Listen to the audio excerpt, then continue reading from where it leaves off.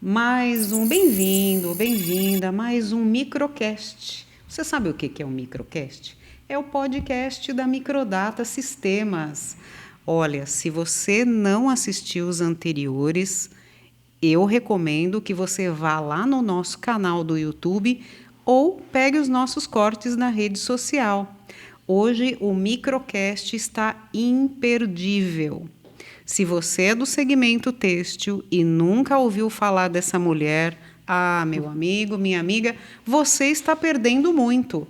Inclusive se você for empresário, porque ela tem tanto conhecimento que eu tenho certeza que ela pode te apoiar de alguma maneira.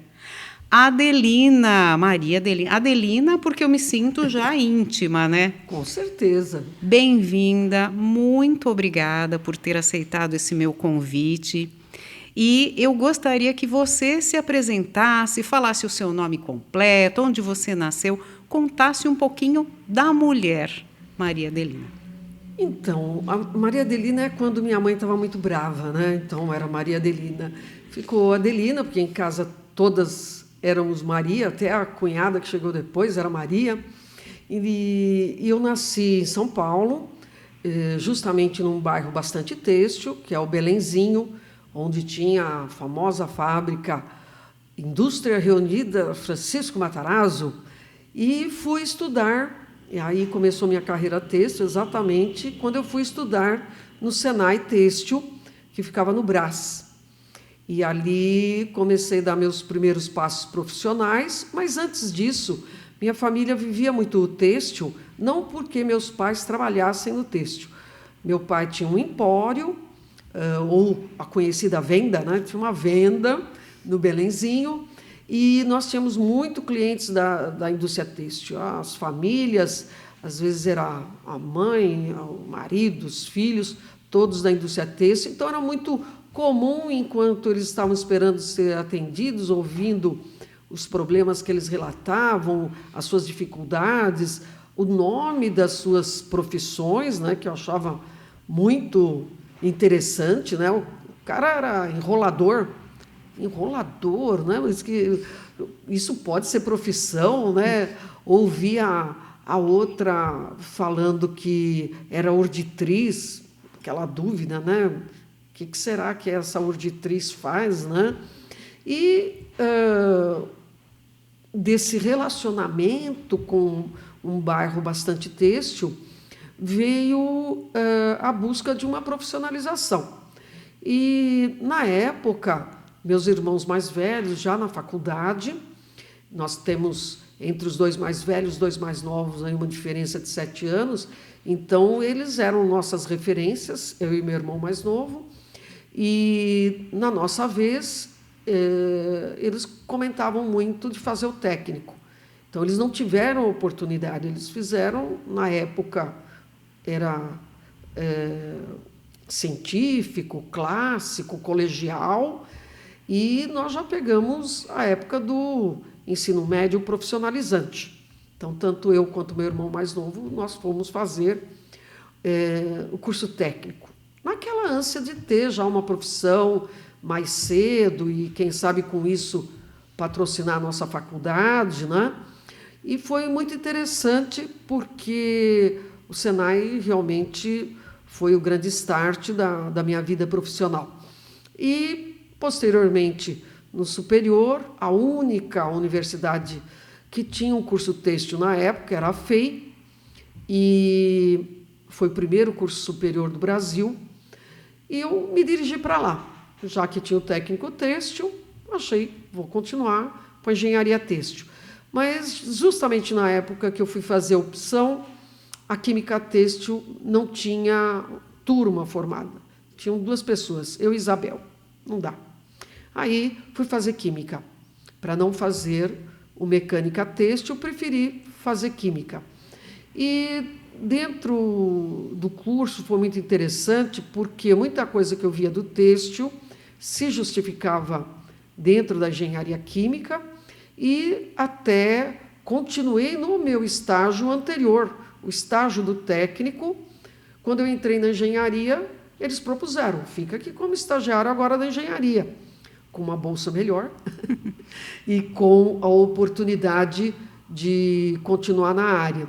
Eram meus professores, saíram do Senai e abriram a consultoria. Então, durante os primeiros anos de faculdade, eu fiquei com eles, até que no 4º ano veio aquela dúvida profunda. Será que eu me acomodei nesse setor? Será que é o que eu gosto, né? Vem aquele turbilhão para saber, estou na área certa, estou na área que eu fui ficando. Então, me inscrevi num concurso do estágio da Petrobras. Nossa, que mudança, né? Quer assim, dizer, daquele coração de criança que despertou as palavras que você ouvia foram caindo no seu coração, foram te despertando um desejo de conhecer, que se tornou uma trajetória acadêmica. E eu entendo muito quando você fala a questão da... Não tinha turma, né? Não tinha turma. Eu fico imaginando, né? Hoje o Senai, que você se refere, ainda existe, né? E tem equipamentos moderníssimos, né? É extremamente bem estruturado, né? Aliás, um abraço para todo mundo da equipe do Senai de São Paulo e de Americana também. São pessoas fantásticas. E aí você foi continuando e um dia veio o que acontece com todos nós num determinado momento, né? Será que eu estou porque eu me envolvi ou será que é porque eu gosto de verdade, né? E aí a Petrobras é que veio na sua mente. Foi a oportunidade. E talvez aquele autoteste, assim, né? Será que eu sou capaz de ir para um estágio na Petrobras? E ficou aquela... Bom, fui escolhida, era um estágio de 3 meses, aí avisei na consultoria que eu já era habitué, né?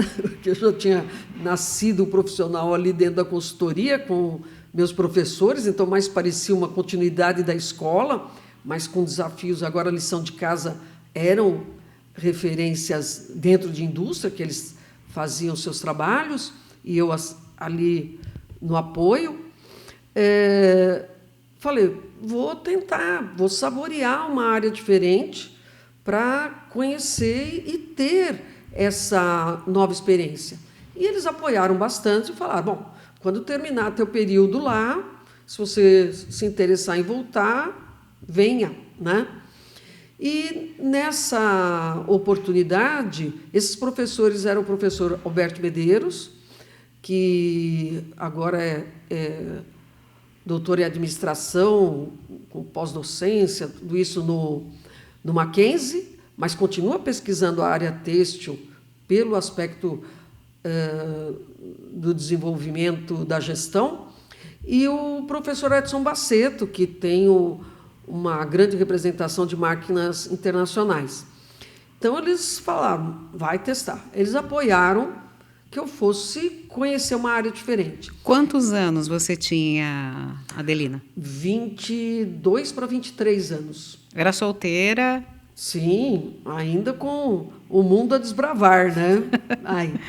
E aquela vontade realmente de conhecer outros lugares e conhecer outras culturas, outras formas de trabalho.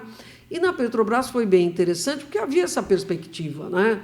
A Petrobras tem em todo o Brasil, inclusive no exterior, lugares dos mais agradáveis aos mais inóspitos para trabalhar, né? Porque você pensa num trabalho numa plataforma no meio do mar, é bastante assim desafiador, mas assim, quando você começa a estagiar, você pensa esse mundo todo que aquele local, aquela marca pode oferecer.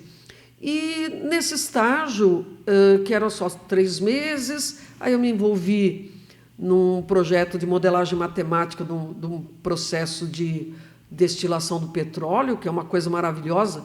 Chega aquele produto bruto, com aquela cara de gordura, fedendo a peixe, porque vem lá do fundo do mar. Eu não sabia que cheirava peixe. Olha. Nossa, na verdade tem todos os cheiros, né? Mas os que vêm da bacia de Campos, em especial, trazem aquele cheiro do mar muito forte, né? E sempre aquela cor, marronzinha, mais preto, mais denso, mais viscoso. E a partir dessas características que o laboratório detectava, fizemos uma modelagem matemática no sentido de prever quais os tipos de produtos que eram adequados. É mais diesel, é mais querosene de aviação, é mais óleo lubrificante. E com o engenheiro Gilberto, que também estava, no momento, lá se iniciando na microcomputação, porque o computador pessoal estava surgindo lá em 84, 83, e a gente podia comprar isso na loja, né? Tá, à custa de um bom investimento, mas era acessível. E com isso fui ficando mais 3 meses, acabei ficando 1 ano lá, o que foi bastante enriquecedor, porque acabou me dando aquela certeza: eu amo têxtil.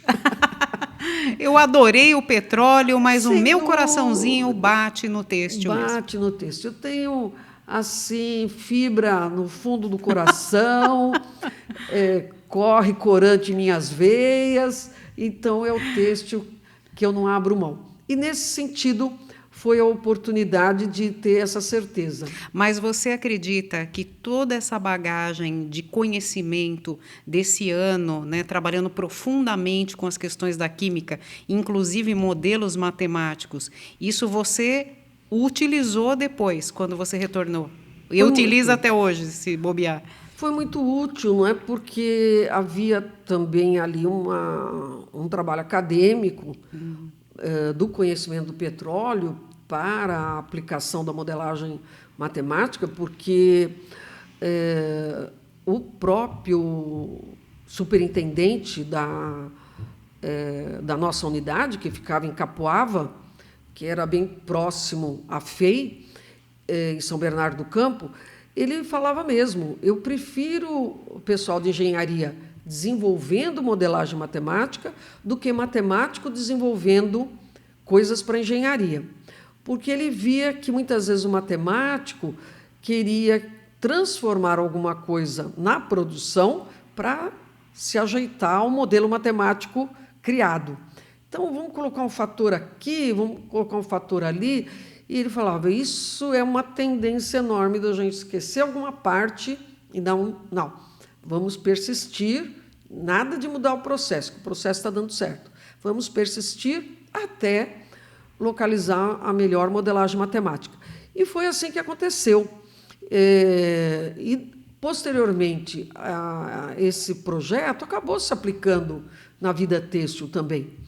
E com isso, também a metodologia científica para conseguir buscar as respostas. Então, a Petrobras foi um up legal na carreira, foi um crescimento profissional em termos de buscar matematicamente a solução, porque isso é da engenharia, buscar as respostas sem querer alterar o que o processo já te fornece e, com isso, ter um controle melhor, né?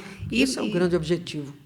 Nossa, que interessante. Nós já conversamos muitas vezes e eu não tinha a menor ideia de toda essa sua trajetória linda, principalmente, né, uma mulher das exatas, né, que eu também sou mulher das exatas. E hoje, em Americana, docente, quer dizer, como é que continuou esse caminho?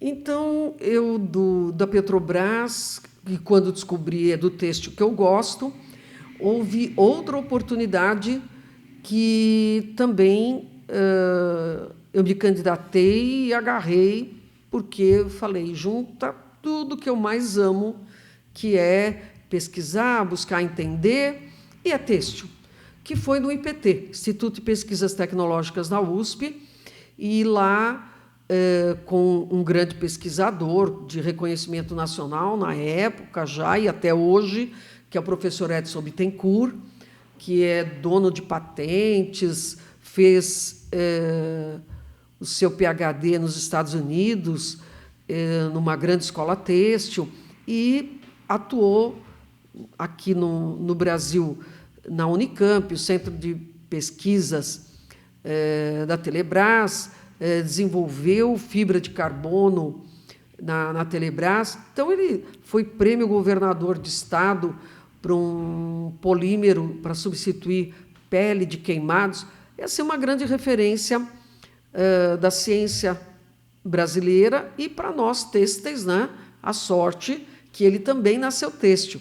Ele era um técnico têxtil do Senai CETICET e que aprofundou seus conhecimentos indo para os Estados Unidos. E, no seu retorno, como professor do Senai CETICET, continuou desenvolvendo e, para a sorte do IPT, veio para São Paulo e foi a oportunidade de estagiar com ele que eu tive, que ele era diretor do Centro Têxtil do IPT. Então, eu fiz o estágio também, e ele já foi claro no momento que eu comecei o estágio, nós não temos certeza de efetivação. E eu falei, bom, ok, eu acho que qualquer coisa que der errado, eu me viro no mercado. Então, eu acho que um pouco assim do meu pai e da minha mãe, que vieram de Portugal com um mínimo de recurso, veio primeiro meu pai, estabeleceu, conheceu a área, e aí depois trouxe minha mãe e meu irmão. Eu acho que eu tinha essa segurança. Na verdade, eles te deram uma coisa muito importante, né, Adelina? A coragem, né? Exato. Isso realmente é uma coisa que, felizmente, a genética transmitiu. Então, tinha aquela certeza. Bom, ganho a experiência aqui no IPT, que é tudo, junta tudo que eu gosto de fazer, e depois no mercado a gente se vira. Se não der efetivação, tudo bem. E estava eu lá no estágio, já fazendo visitas em empresas, junto com os engenheiros já orientadores, né, do meu estágio, fazendo laboratório para pesquisar causas de problema, com orientação do professor Kolbe, que era um químico fantástico, um alemão muito exigente. Ele não era nascido na Alemanha, mas tinha todo o perfil de um alemão, e foi muito enriquecedor, né, porque, diante da exigência dele, a disciplina que ele exigia dos estagiários, era muito bom para crescer, né? Adelina, você se lembra de um problema dessa época que você se deparou com essa equipe de pesquisa e que foi resolvido? Só um exemplo. São diversos, né? Mas um caso muito interessante foi a importação de um corante denim natural que uma empresa queria voltar a aplicar. Naquela da moda, de voltar a um produto raiz, de ter uma coisa... Não, vamos voltar para o natural. Isso década de 80, já se pensava nisso. Em vez de pegar o índigo sintético, vamos pegar o índigo natural, vindo da Ásia. E logo na primeira aplicação, problema na indústria. Aí recorreram ao IPT e a gente descobriu, por mais maravilhoso que é o ser natural, ele carrega uma série de problemas da sua rusticidade, de ter nascido sem um preparo industrial. Então, ele tinha um problema muito grave de solubilidade, enquanto que o corante sintético já tinha se superado isso, lá no início da criação do corante índigo sintetizado, já tinha se superado isso pela forma até que era entregue o corante. O corante já não era em pó, era peletizado, parecia um café solúvel.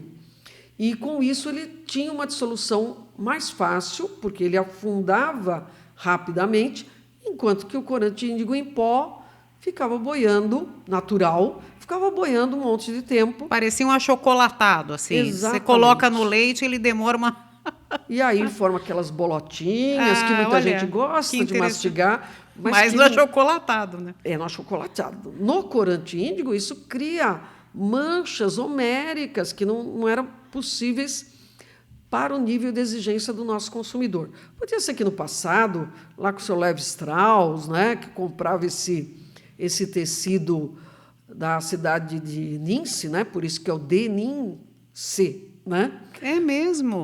Tem essa origem francesa.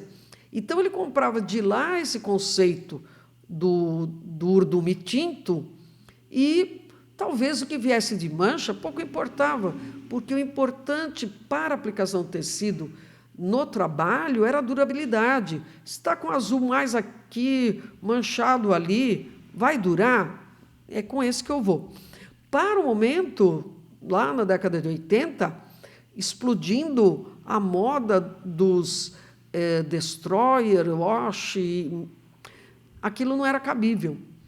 E acabamos, então, fazendo um procedimento para empastar aquele corante, para depois fazer uma dissolução em água.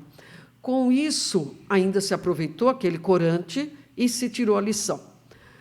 Corante natural pode ter toda a magia que ele tinha, mas ele não era adequado ao processo industrial mais. Adelina, isso hoje também é uma tendência, né? A gente ouve muito essa questão do corante natural. Os desafios voltaram dentro dessa lógica que você está colocando? Mas a consciência do consumidor foi adequada, mudada. Por quê? O consumidor, ao comprar uma peça tingida com açafrão, sabe que vai ter um nível de desbotamento, uma solidez de cor, que não é daquele maravilhoso corante sintético. Sabe que a uniformidade de cor também não se pode exigir excessivamente. Existem procedimentos que estão aperfeiçoando, sim, a aplicação desses corantes naturais. Corantes naturais que são repreparados pela indústria química, mas continuam mantendo a sua naturalidade, que podem apresentar manchas e que podem apresentar problemas de solubilidade. Porém, o consumidor, ele tem uma consciência. Eu quero manter esse planeta, então vou optar por esse corante, mesmo que ele não tenha uma uniformidade de cor, mas eu sei que o efluente dele não agrediu o rio. Então, nosso consumidor, sendo conscientizado pela necessidade da sustentabilidade desse planeta, abriu mão de certas exigências para colher a responsabilidade que ele também tem ao consumir algo sustentável. Então, a aceitação de uma mancha, de um desbotamento, uma solidez de cor diferenciada, passou a ser normal ao consumidor consciente. Para alguns consumidores, ainda não. Que interessante. E aí, que bonita essa história, né? Você vê o mundo girando, né? Lá existia um problema que hoje talvez não seja mais um problema, porque as pessoas mudaram, né? Então, tudo, na verdade, se resume a um ponto de vista, né, Adelina? Como que eu olho para as coisas, né? Eu acho que o têxtil, ele carrega muito isso, né? Ele tem muito... o certo ou o errado, o bom ou o ruim, vai muito do olhar de quem está do outro lado, né? E depois desse estágio no IPT, como que a coisa caminhou? E do estágio do IPT... já estava um ano lá, terminando o curso, como o Dr. Edson havia sido já muito claro, não havia a possibilidade de efetivação, porque dependia de vagas oferecidas pelo Estado, e já há alguns anos que não havia concurso, não havia abertura de vagas, e ele trabalhava com um time muito enxuto, mas se valendo de estagiários, que davam o apoio para cada engenheiro lá se multiplicar, né? E, óbvio, o nosso ganho, além da bolsa, nosso ganho era toda aquela carga de conhecimento. Então, quando você fala, né, do conhecimento, é muito tempo que a gente vai colecionando esses casos e, com isso, relembrando algumas soluções do passado para problemas do presente. Então, isso, muita gente fala, mas você tem uma bagagem enorme. Eu falo que eu tenho muito caos para contar, né? Muita história que veio desse tempo. Aí, na época, o Proálcool estava tomando uma dimensão enorme. Eu, inclusive, tinha um carro a álcool por conceito, né? Aquela oportunidade de ter um carro que poluía menos. E na faculdade apareceu, no curso de engenharia, um curso extracurricular de álcool de mandioca. E havia uma usina com um projeto financiado pelo Proálcool, que era um projeto do governo federal, e eu me incluí nesse curso. Conversei com o Dr. Edson Bittencourt, da minha vontade de fazer esse curso, uma vez que eu não tinha ali certeza de efetivação. E a faculdade estava oferecendo essas bolsas, porque era uma contrapartida que tinha do financiamento que eles receberam do governo federal. Era criar capacitação. E fui lá fazer álcool de mandioca. 40 horas, fiquei fora do IPT durante essa semana toda, e era tudo muito novo, porque eu ficava indignada. Por que eu vou usar mandioca, que é uma coisa deliciosa para se comer? Por que eu vou usar isso para fazer álcool? Isso não fazia sentido para mim. E quando foi que, logo no começo do curso, o professor esclareceu que o que não era adequado para alimentação, nem para fazer farinha, poderia ser aproveitado fazendo fermentação e fazendo álcool. Com isso, as pessoas que plantaram aquela mandioca não teriam um prejuízo em função de transporte, porque às vezes passa do tempo, já não é mais alimentício, ao contrário, pode ser tóxico, e nessa situação o caminho para minimizar a perda é fazer álcool. E foi uma experiência bastante interessante, na qual, na quinta-feira, o curso terminava na sexta, na quinta-feira, me liga a secretária do Dr. Edson Bittencourt, venha correndo, traz seus documentos, porque eu estou no curso, fala aí com o professor, venha correndo que tem possibilidade de efetivação. Possibilidade ou efetivação, né? Aquela dúvida. A possibilidade. Bom, conversei, o professor ele entendeu a situação e me liberou na parte da tarde, voei para o IPT com todos os documentos e o Dr. Edson já alertou, olha, é uma possibilidade, porque existe mais currículos que estão chegando, foi um edital aberto assim de 3 dias, eu quero colocar logo seu currículo para ver se isso realmente acontece e se você pode ficar com a gente. E, mais uma vez, né, a sorte sorriu e eu fiquei como pesquisadora. Então, eu terminei a engenharia já com o cargo de pesquisadora dentro do IPT. E um ano que eu já estava em atividade no IPT, veio a possibilidade de vir para o Centro Têxtil de Americana, onde era uma filial que, na época do prefeito Carrol Meneghel, que tinha uma proximidade muito grande com Franco Montoro, ele não só pediu a FATEC para a Americana, como também pediu um centro de qualidade de pesquisa para melhorar a tecnologia das empresas, porque não adianta só produzir tecido, tem que produzir qualidade.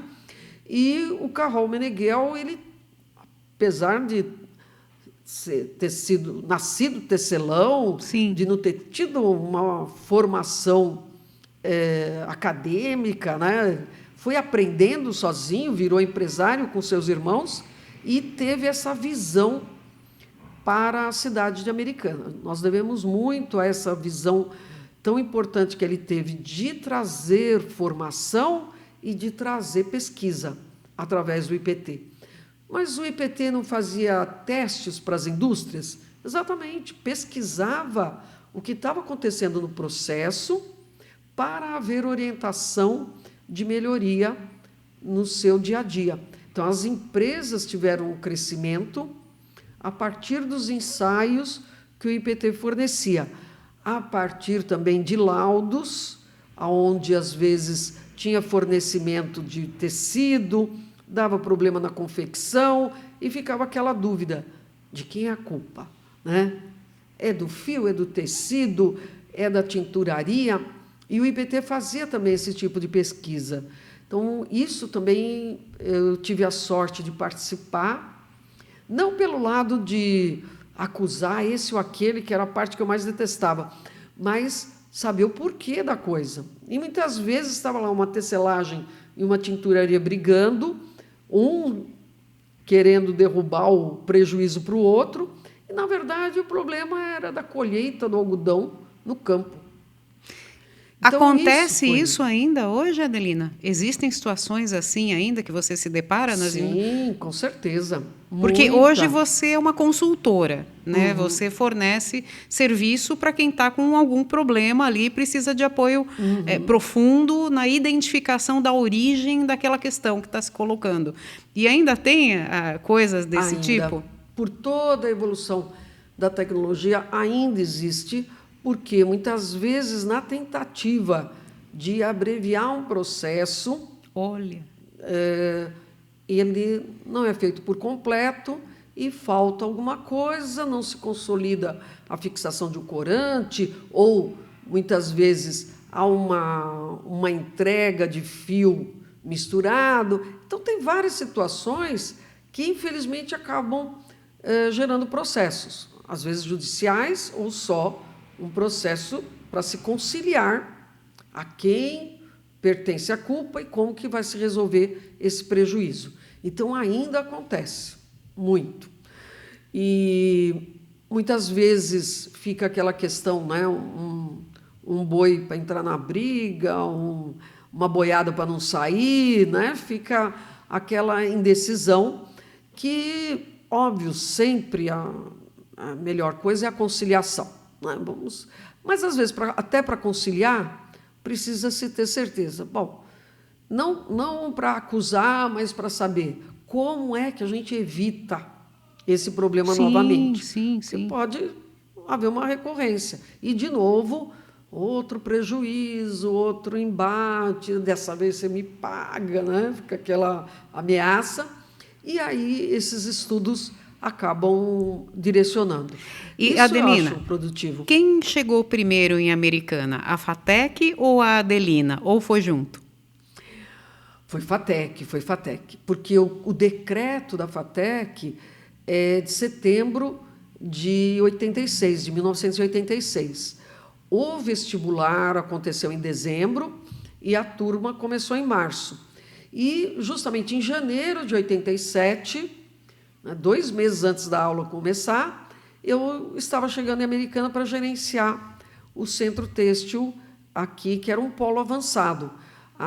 Na época, era política do IPT criar polos avançados para levar a tecnologia perto dos grandes centros produtores. Então, surgiu aqui em Americana, surgiu Franca, surgiu também no litoral uma pesquisa com óleos de sementes. Então, foram atividades que, parecido com o que aconteceu com o Instituto Agronômico de Campinas, Sim. que também tinha tido uma expansão, mas muito anterior, começo do século, né, século XX, que criou fazendas em lugares diferentes do estado de São Paulo, onde havia clima e culturas diferentes.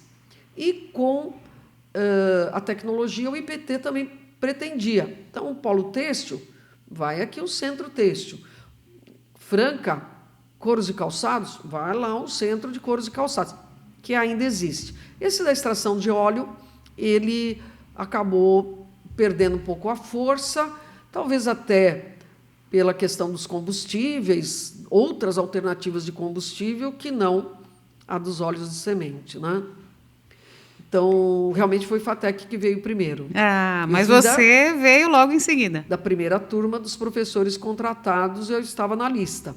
Puxa vida. E que foi muito prazeroso, porque naquela ansiedade de não só aprender e criar conhecimento através de pesquisa, até resolvendo problemas, né, que às vezes parece ser um trabalho meio urubu, você vai em cima da carniça para ver né, aonde que surgiu o drama, que parece até médico legista, né? Pega lá o tecido morto, acabado, pronto para ser desperdiçado. Bom, vamos ver o que gerou isso daqui. E havia uma ansiedade de dividir esse conhecimento. Por quê? Dividindo esse conhecimento, não dividindo, multiplicando, né, esse conhecimento dessas causas, poderia evitar de novos problemas iguais àquele acontecerem. Porque é como história, né? Quando a gente conhece nossa história, não vamos repetir os erros, né? Então, é mais ou menos por esse caminho. Ô, Adelina, e assim, hoje existe até houve algo sobre Minas Gerais essa semana, né? Sabidamente existe uma falta de mão de obra para o têxtil, né? E em conversas até com outros professores lá, o FAE, né, que você deve conhecer, ele fala muito da dificuldade, às vezes, de você encontrar aluno para fazer esses cursos, né?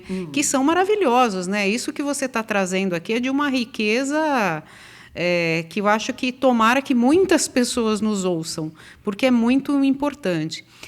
Naquela época também havia essa questão da turma ter pouco aluno? Houve algum momento onde as salas estiveram mais cheias? Conta um pouco dessa história para a gente. Então, sem dúvida, o primeiro vestibular foi ao concurso, né? Foi uma concorrência de 23 por vaga, parecia até Instituto Rio Branco para a carreira de embaixador, né? Que é uma coisa assim, quase uma medicina, porque todo o polo queria participar dessa oportunidade de modernização. Então, havia um interesse do pessoal recém-saído de ensino médio de ter uma ascensão no que era tão comum em Americana, que era o têxtil, através de um curso de tecnologia que elevaria o seu conhecimento e, consequentemente, poderia trabalhar ou na empresa dos pais ou na empresa que já estava trabalhando, mesmo sem ser herdeiro, né? Porque muita gente achava, na Fatec só vai entrar filho de empresário. Pública, precisa ter uma boa preparação do ensino médio. E, consequentemente, são pessoas que querem continuar o negócio dos pais. E não foi. Realmente, nós tínhamos um público muito diverso. Havia herdeiros, mas haviam pessoas que não tinham nada a ver com a área têxtil e se sentiram motivadas de fazer uma faculdade pública na sua cidade, sem o custo de mudança, de estabelecer uma república, de mudar a sua vida.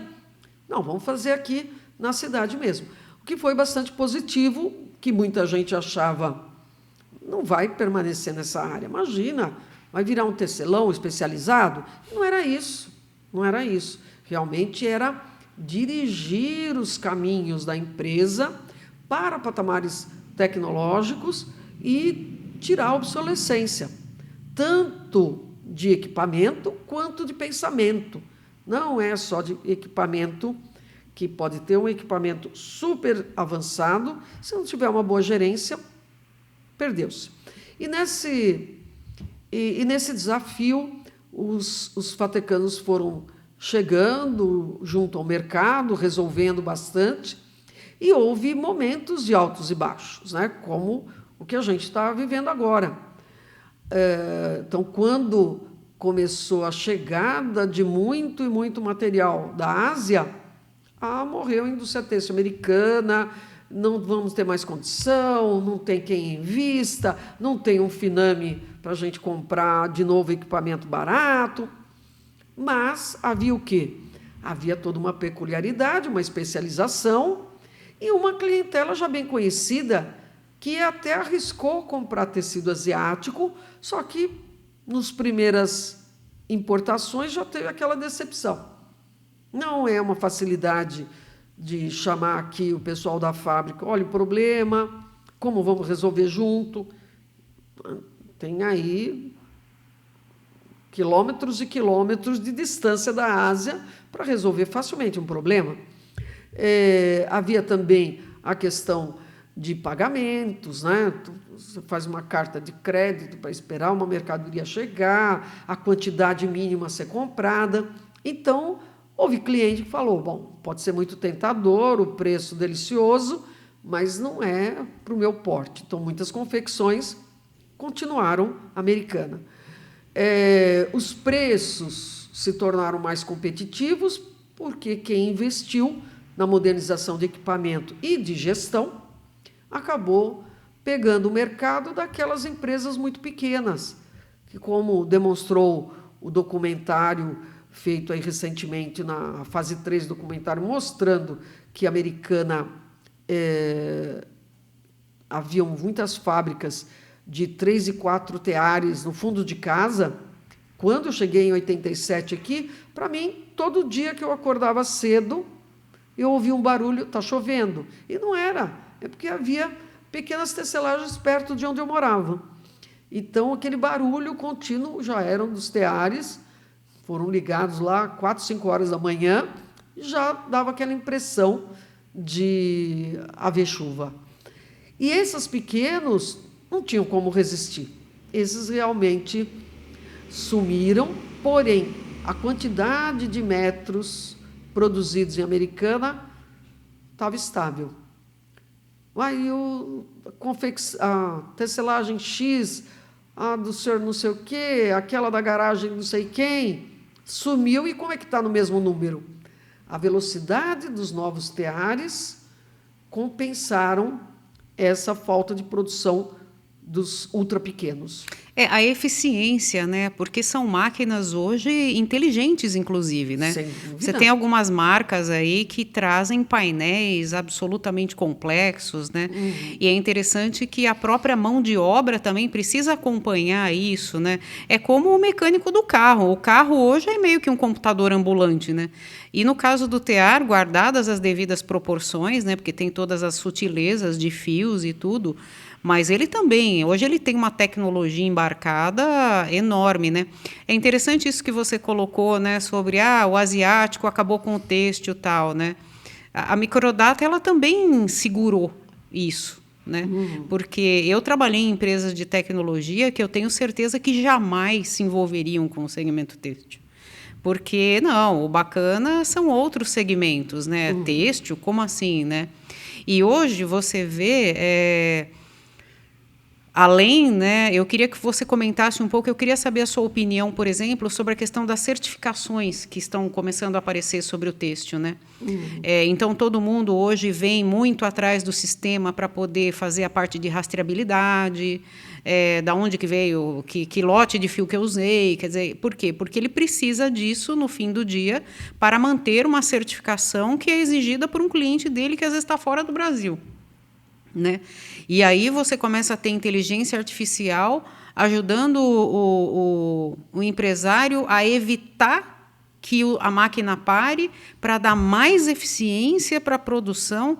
Quer dizer, é um processo que, na linguagem da tecnologia da informação, chamamos de transformação digital.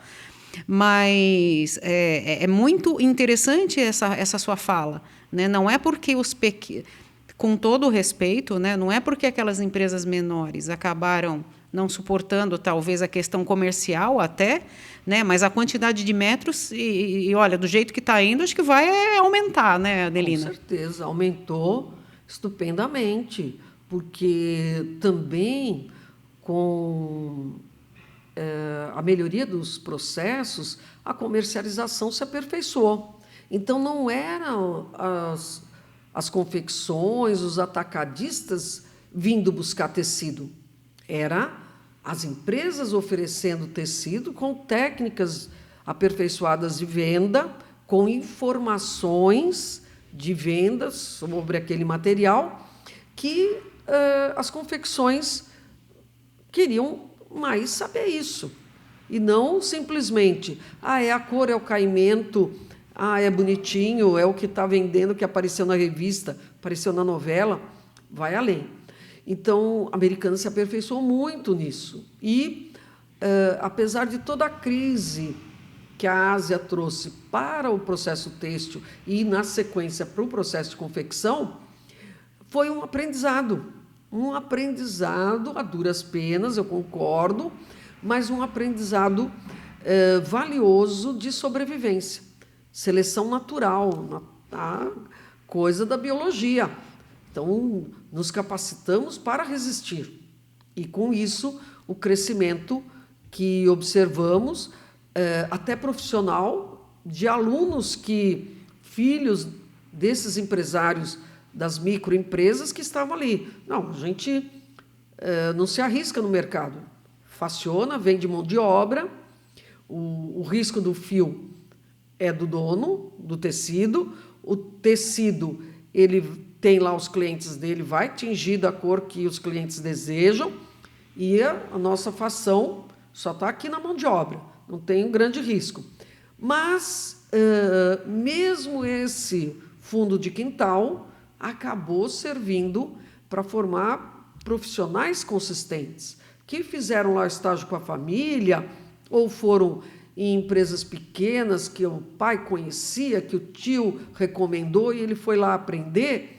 E esse profissional acabou tendo muito jogo de cintura para ir para grandes corporações internacionais que fizeram esses tecnólogos viajar pelo mundo.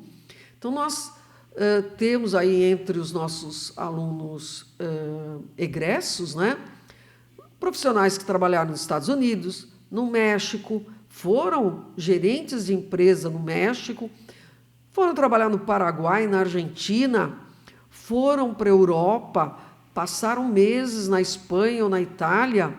Esse dos que a gente tem notícia e acaba em alguns encontros, em algumas feiras, tropeçando com esse pessoal, e eles avidamente querem contar por onde passaram e a gente quer ouvir.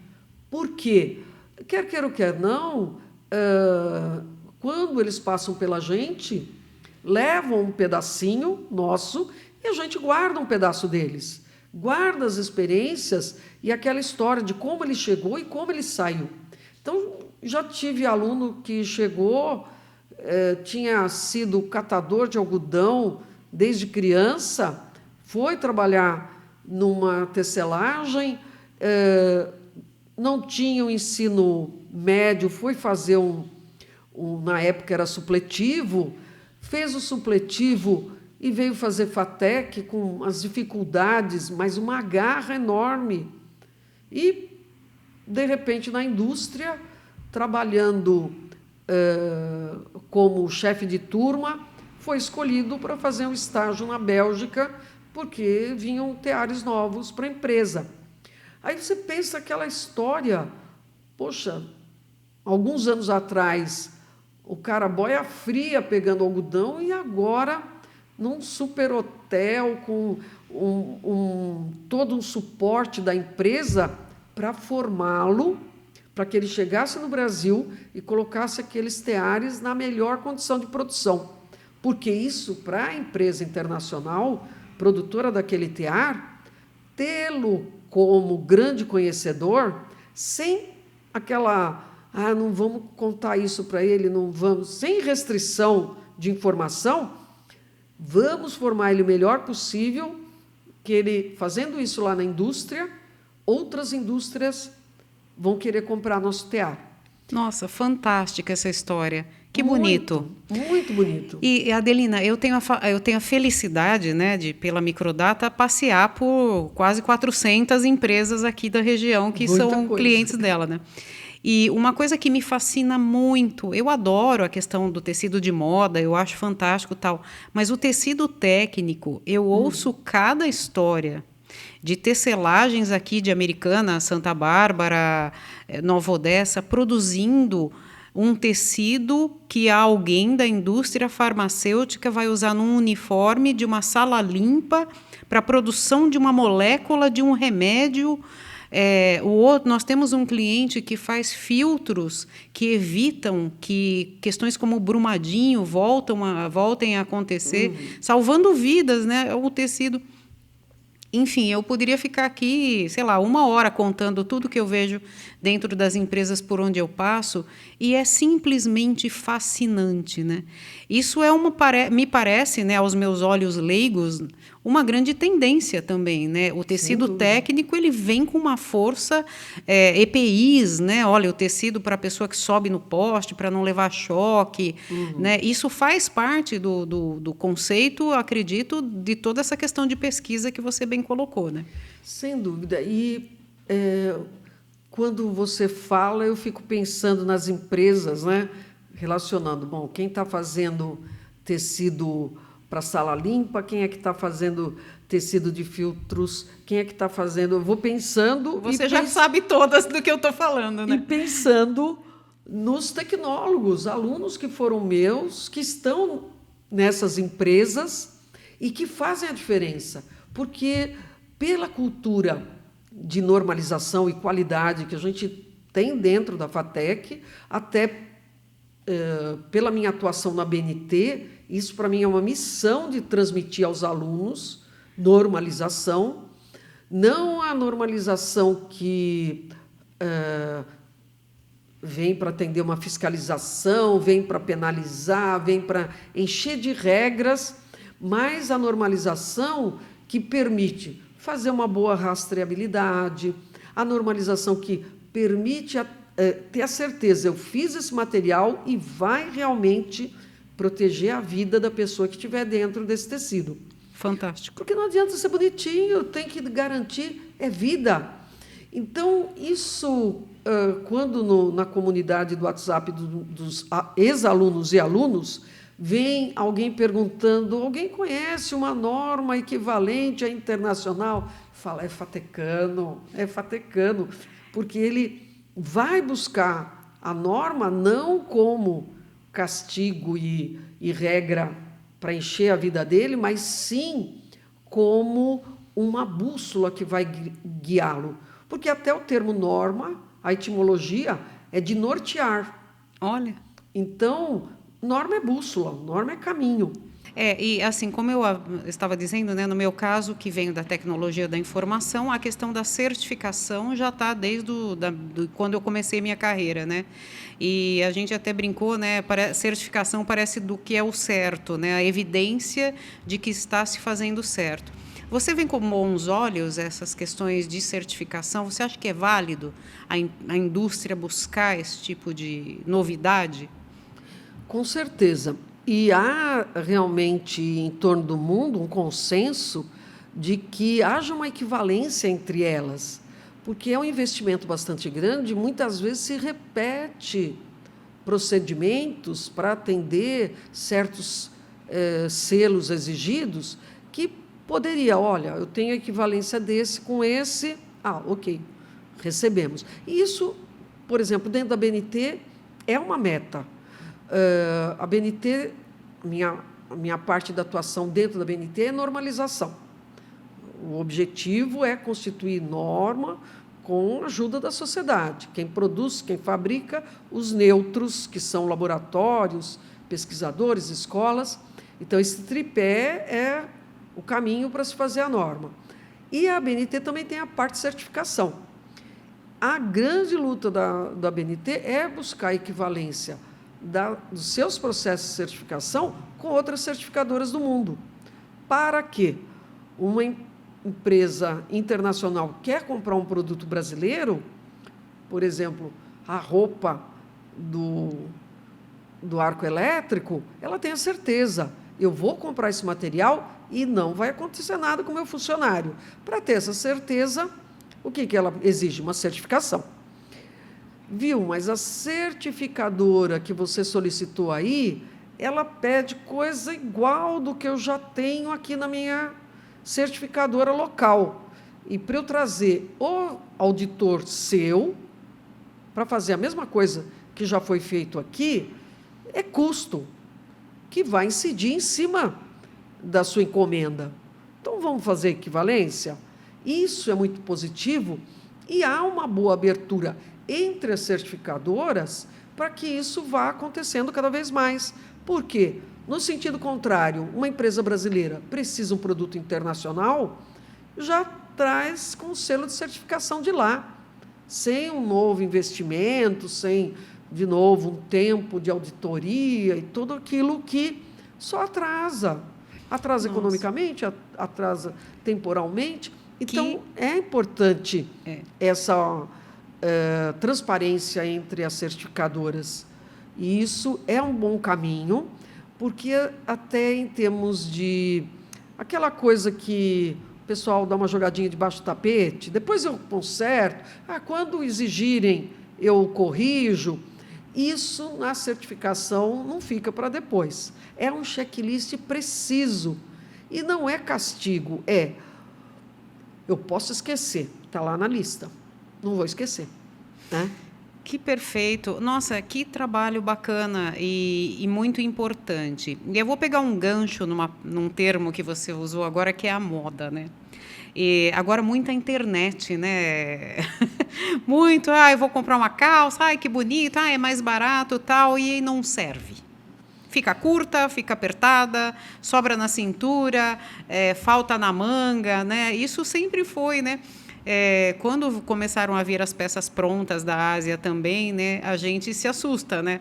Porque as pessoas têm tamanhos diferentes, têm biotipos diferentes, né? Uhum. Isso também sempre criou-se até alguns memes, né, em relação olha, isso aqui é o GG, né, mas do país tal, né? Existe um caminho para se fazer algo que faça sentido para todos, né? Então, olha, o P é o P mesmo, o M é o M mesmo, né? E não assim, aqui nessa marca eu sou P, nessa eu sou GG, né? Minha autoestima vai lá no chão, né?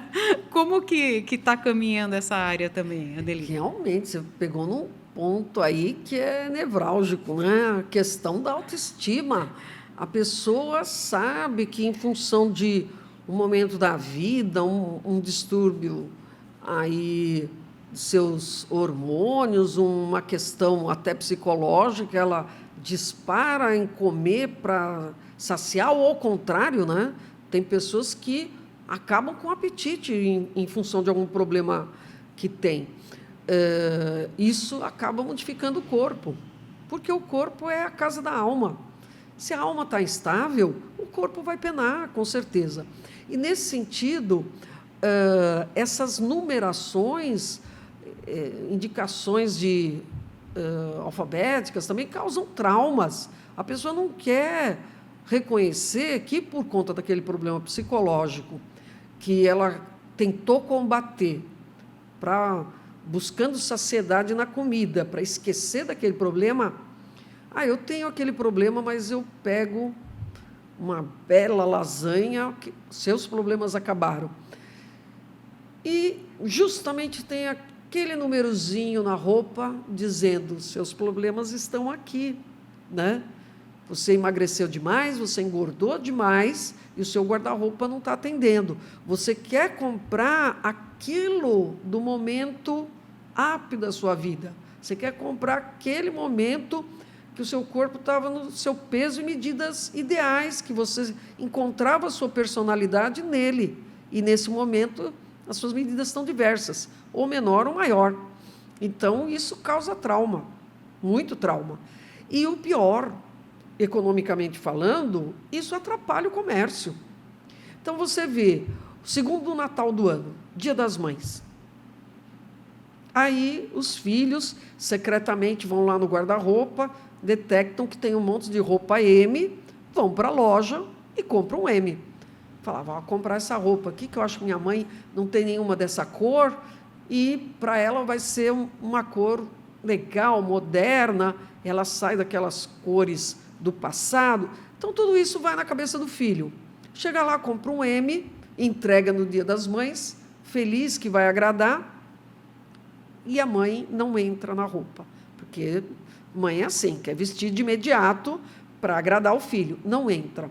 Naquele dia, fica assim. Gente, não vai ter lasanha, a gente só vai comer alface, sobremesa gelo, acabou. Não vamos. E aí o filho decepcionado, mas eu vou trocar, deixa eu pegar lasanha. Não, estou gorda, preciso entrar nessa roupa. Então, isso causa, às vezes, uns impactos, né? Ao contrário, o filho vai lá e vê a roupa, puxa, nessa marca aqui, minha mãe não é M, não. Pega um G, entrega para a mãe, um G, mas eu visto M. Olha a confusão. Olha a confusão. Então, nesse sentido, você oferecer uma solução que evite essa classificação. Eu deixei de ser um M, fui para G, GG, já não estou mais naquele 44, tenho que comprar 46, 48, talvez eu esteja indo naquele caminho dos quilos mortais, vou ter que fazer uma redução de estômago. Então, tudo isso, a nossa mente nos leva longe. Por mais que a pessoa possa parecer bem resolvida com o seu corpo, esse momento de mudança causa uma inflexão que dói. Então, nesse momento, a solução já da ISO, não é da BNT, a BNT segue a ISO, que é a Instituição Internacional de Normalização. Então, se adotou nas normas brasileiras o conceito de vestibilidade. O que é a vestibilidade? Qual o seu corpo, qual o tamanho do seu corpo, e vamos ver qual é o tamanho que eu estou produzindo. Dentro dos shapes, dentro dos biótipos que eu tenho na minha marca, o que atende seu corpo.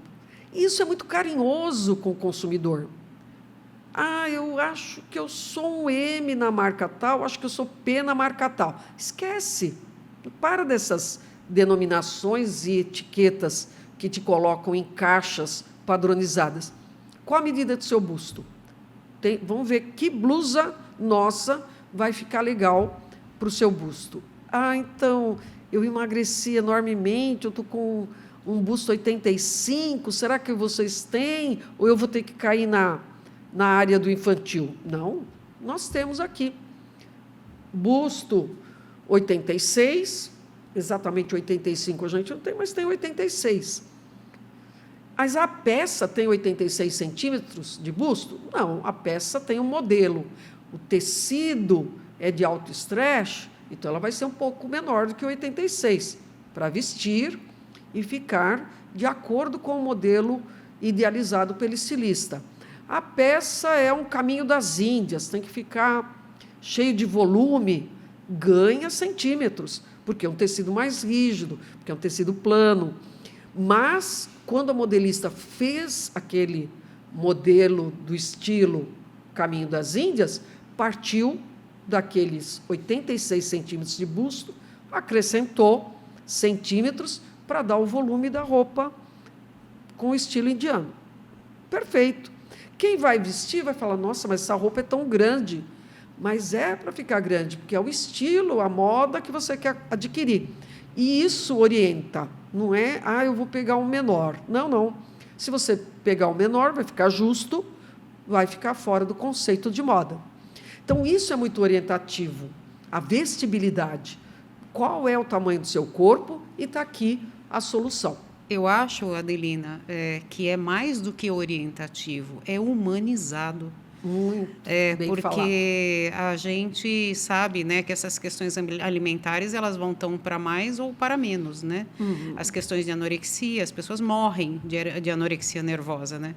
E às vezes por tentar chegar a algo que depois se torne inatingível e as pessoas acabam perdendo aquilo que é mais precioso, que é a vida, que tem que ser bem vivida, gostosamente e divertida, né? Eu sempre falo que roupa é para você se divertir também, né? É para você expressar quem você é para dizer algo sobre você que às vezes você não consegue dizer com palavras.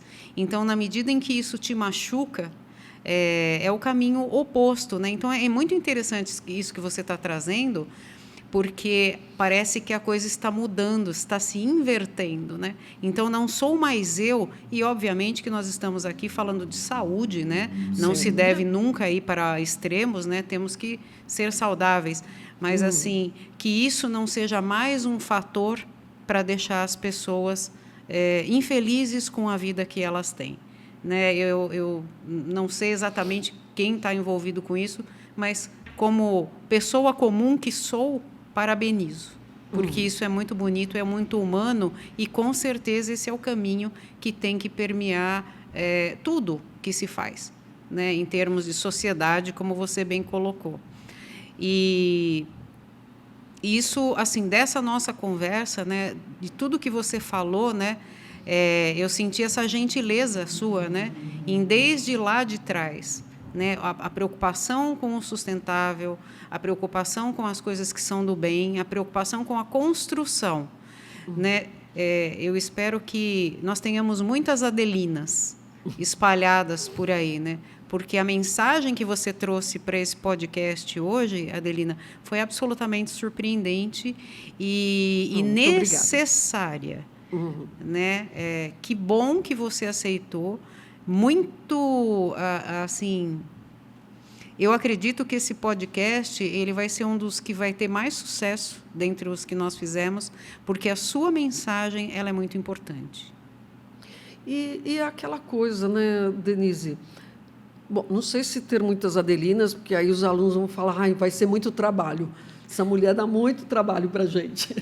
Mas justamente na busca de que o pessoal produza e busque conhecimento por suas próprias mãos, aprenda a aprender, né? Isso os prepara posteriormente para a sua atuação, não só dentro da empresa, mas para os caminhos que ele for buscar. Ele pega esse jogo de cintura para buscar conhecimento, não é só dentro da fábrica que ele vai usar. Esse que é a grande missão que eu me enxergo como professora, de ensinar a pessoa até a curiosidade de buscar conhecimento. E uma missão também de não passar simplesmente cumprindo um protocolo de uma ementa, ou mesmo, no caso, uma normalização. Vocês querem norma disso? Faz a norma, está feito. Mas que ela tenha um significado, um propósito que possa ajudar pessoas e que dê uma satisfação a mais. Quando eu tive a oportunidade, num evento de uma pessoa não sei se ele era diretor de compras, não me lembro o cargo dele, da Comurb do Rio de Janeiro. E ele veio falar comigo, depois da palestra, sobre a norma de alta visibilidade. Aí eu já comecei a pensar, meu Deus, vai reclamar que o preço do teste é caro, que ele tem que fazer esses ensaios para os uniformes que ele faz dos funcionários de gari, coletor de lixo, em geral, que são os funcionários da Comurb do trabalho dos serviços urbanos que são fornecidos. Eu já imaginando qual ia ser a reclamação dele. E aí ele falou, então, essa norma nós introduzimos nos editais na compra dos uniformes e, em menos de um ano, a gente zerou atropelamento de funcionário. Aquilo me encheu o coração de uma felicidade tão enorme, porque que fosse um único o único funcionário atropelado por ano. Esse funcionário tem família, esse funcionário tem uma história, esse funcionário vai deixar tristeza, esse funcionário vai deixar de existir. Uma vida perdida porque não estava com uma roupa adequada. E quando uma norma acaba fornecendo essa consciência para a empresa, o uniforme fica mais caro, porém, a empresa não tem esse ônus de uma família sem seu pai, sem sua mãe, economicamente falando, a empresa tem que dar o suporte, paga funeral, paga apoio psicológico, tem esse gasto. além da marca que fica nos colegas. Poxa, o próximo atropelado pode ser eu. E Exatamente. uma norma faz isso, você vê a dimensão social que isso pode fornecer. Isso não tem preço, não é? Parece Mastercard. Isso não tem preço. Com certeza, com certeza. Adelina, eu queria que você... Por mim, a gente ficaria aqui até escurecer. Eu queria que você olhasse para a sua câmera particular aí, né, e deixasse uma mensagem para a gente encerrar esse podcast em grande estilo. Que responsabilidade! Com certeza, educação é o grande caminho. E a educação não é só a educação formal. A leitura, a busca de conhecimento, a busca de melhorar o seu entorno, é até uma missão que Jesus nos deixou, né? Ame seu próximo, melhore o seu ambiente. Isso é realmente o grande caminho da satisfação, da riqueza espiritual, e que a gente luta dia a dia. Não vou dizer que todos os dias são maravilhosos, deu tudo certo, segui o caminho de fazer o bem no meu redor. Às vezes isso não atinge todo o impacto desejado, mas persista, porque isso é um aperfeiçoamento contínuo, não dá, é zen, né? Então, você praticando o Kaizen, de melhoramento contínuo, de aperfeiçoamento, isso é a educação que traz, né? Não tem como. Não estou dentro de uma escola, estudando, não se preocupe. Leia um livro, busque alguma informação, mesmo que seja livro de receita. Você vai estar mudando o seu ambiente, com certeza. Obrigada.